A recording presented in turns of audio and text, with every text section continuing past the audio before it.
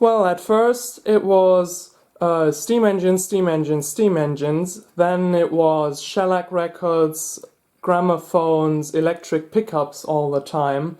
Gee whiz, we need some variety. So here we go.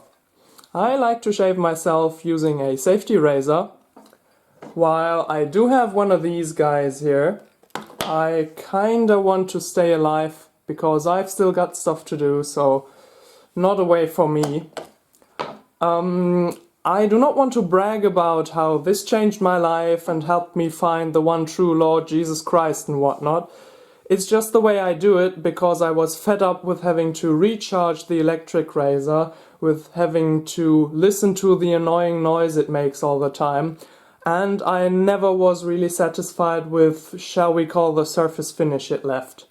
So I tried these guys, you know, one of these holders is like 30 euros and then the blades are like a cent a piece, and one blade lasts me for at least a month, often more, and yeah, this just established itself as the perfect way of shaving myself for me. Now, you probably all know these fancy holders where you can put the brush in, have the razor sit right next to it, and the brush often dangles into this pot. Well, I'm too cheap to buy myself one, so I took a look online, got some inspiration, and found a design that I liked, copied it one-on-one, and that's what we're going to build today. This is what the thing looks like. It's rather simple. We have one long bar sticking out this base plate, which is just a turned piece of 100mm diameter, and maybe some kind of facet or radius on its side to make it look a bit more pretty. And this guy here is going to have the receiving end for the brush on one side and the receiving end of the razor on the other, a hole drilled right through the middle, and it's probably going to be a case of just drawing out this shape on a piece of flat steel and removing everything that isn't this. So, well, nothing else to lose. Let's get started!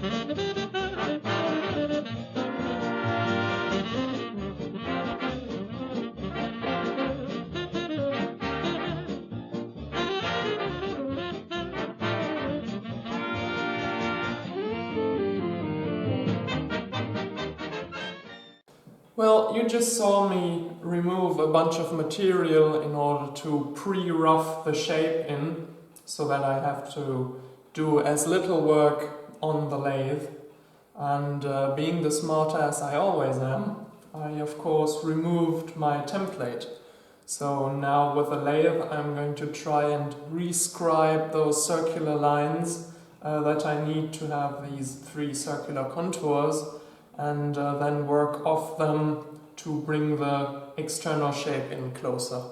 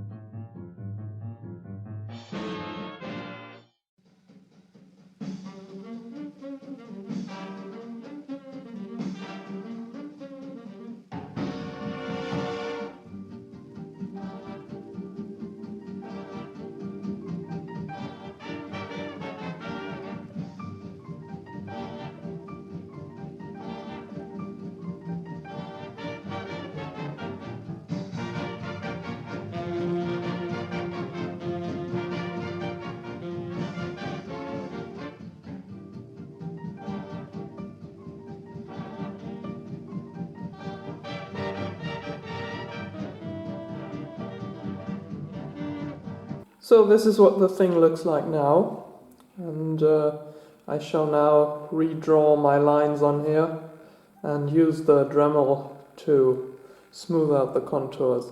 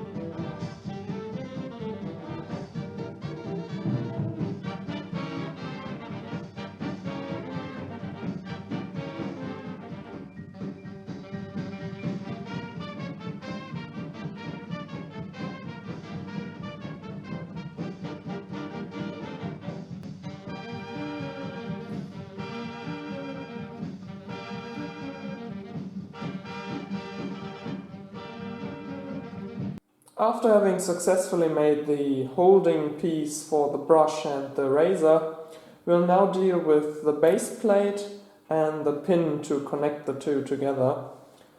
For the base plate, in my drawer of many scraps, I found these two guys out of stainless steel, which at one point were going to be some boiler end caps, but somewhere along the line I noticed that, hey, you can't really soft solder a thick plate of stainless to a thin tube of brass, so I abandoned that idea, and these two plates basically sat around purposeless.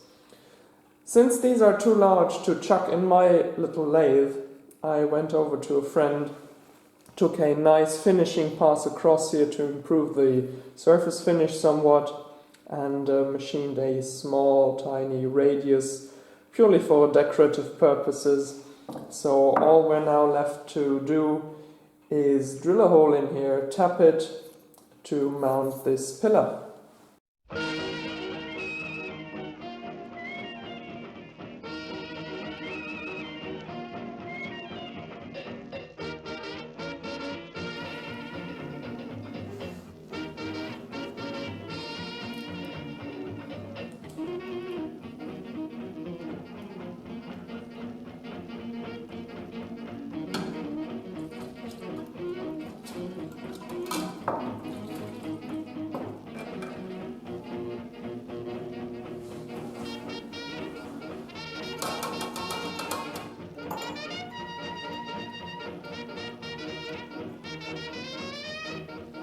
Ach Mann.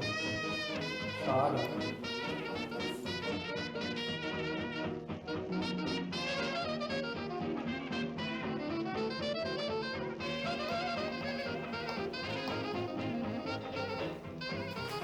So I've made up my mind and found out that this base plate takes a polish real well. You know, it's not mirror polish, but it's close. And I like complementary color schemes, so the way I had it set up would have been with the holding part here black, then the pillar blank, and then a black painted base.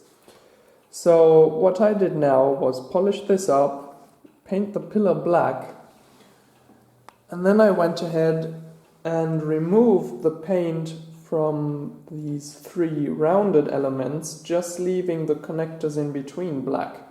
So now we have a complementary between a black pillar and a shiny centerpiece, and that schematic and that scheme carries on all the way through.